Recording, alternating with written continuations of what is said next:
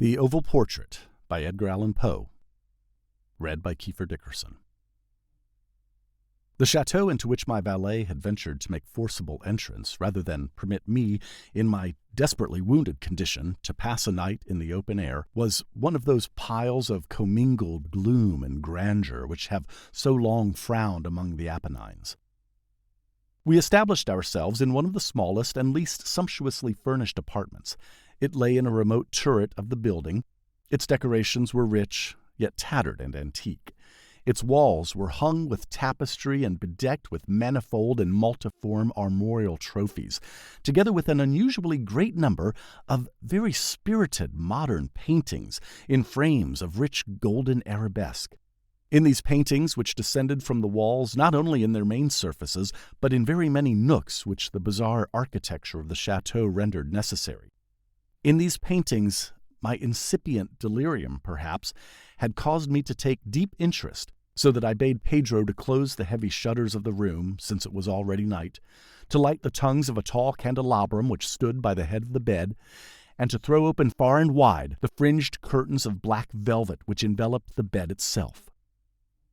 I wished all this done that I might resign myself, if not to sleep, at least alternately to the contemplation of these pictures, and the perusal of a small volume which had been found upon the pillow, and which purported to criticize and describe them. Long I read, and devotedly I gazed. Rapidly and gloriously the hours flew by, and the deep midnight came. The position of the candelabrum displeased me, and outreaching my hand with difficulty, rather than disturb my slumbering valet, I placed it so as to throw its rays more fully upon the book. But the action produced an effect altogether unanticipated. The rays of the numerous candles, for there were many, now fell within a niche of the room which had hitherto been thrown into deep shade by one of the bedposts. I thus saw in vivid light a picture all unnoticed before. It was the portrait of a young girl, just ripening into womanhood. I glanced at the painting hurriedly, and then closed my eyes. Why I did this was not at first apparent even to my own perception, but while my lids remained thus shut, I ran over in my mind my reason for so shutting them. It was an impulsive movement to gain time for thought, to make sure that my vision had not deceived me, to calm and subdue my fancy for a more sober and more certain gaze. In a very few moments, I again looked fixedly at the painting. That I now saw aright I could not and would not doubt, for the first flashing of the candles upon that canvas had seemed to dissipate the dreamy stupor which was stealing over my senses, and to startle me at once into waking life. The portrait, I have already said, was that of a young girl. It was a mere head and shoulders, done in what is technically termed a vignette manner, much in the style of the favorite heads of Sully. The arms, the bosom, and even the ends of the radiant hair melted imperceptibly into the vague yet deep shadow which formed the background of the whole. The frame was oval, richly gilded and filigreed in Moresque. As a thing of art, nothing could be more admirable than the painting itself. But it could have been neither the execution of the work nor the immortal beauty of the countenance which had so suddenly and so vehemently moved me. Least of all could it have been that my fancy, shaken from its half-slumber, had mistaken the head for that of a living person. I saw at once that the peculiarities of the design, of the vignetting, and of the frame must have instantly dispelled such idea, must have prevented even its momentary entertainment. Thinking earnestly upon these points, I remained, for an hour perhaps, half sitting, half reclining, with my vision riveted upon the portrait. At length, satisfied with the true secret of its effect, I fell back within the bed.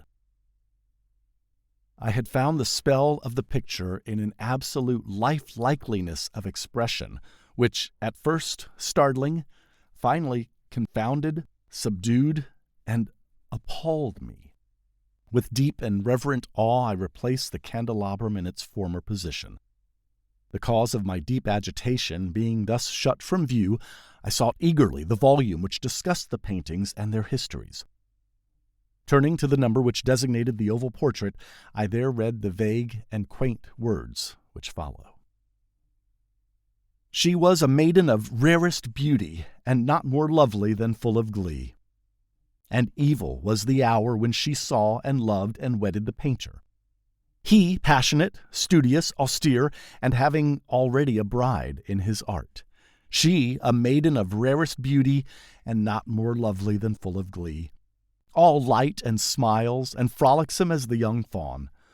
Loving and cherishing all things, hating only the art which was her rival.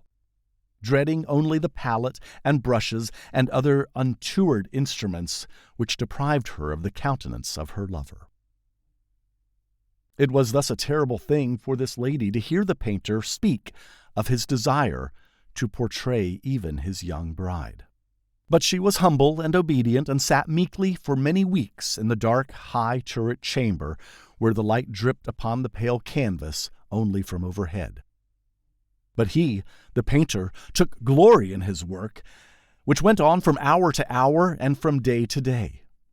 And he was a passionate and wild and moody man, who became lost in reveries, so that he would not see that the light which fell so ghastly in that lone turret withered the health and the spirits of his bride, who pined visibly to all but him. Yet she smiled on and still on, uncomplainingly, because she saw that the painter, who had high renown, took a fervid and burning pleasure in his task, and wrought day and night to depict her who so loved him, yet who grew daily so dispirited and weak. And in sooth some who beheld the portrait spoke of its resemblance in low words, as of a mighty marvel, and a proof not less of the power of the painter than of his deep love for her whom he depicted so surpassingly well.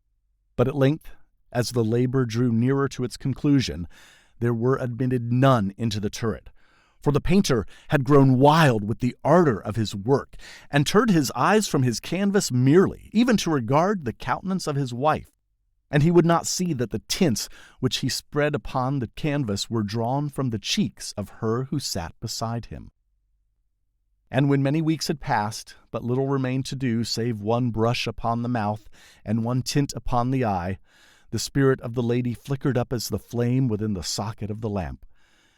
And then the brush was given, and then the tint was placed, and for one moment the painter stood entranced before the work which he had wrought. But in the next, while he yet gazed, he grew tremulous and very pallid and aghast, and crying with a loud voice, "This is indeed life itself," turned suddenly to regard his beloved. She was dead.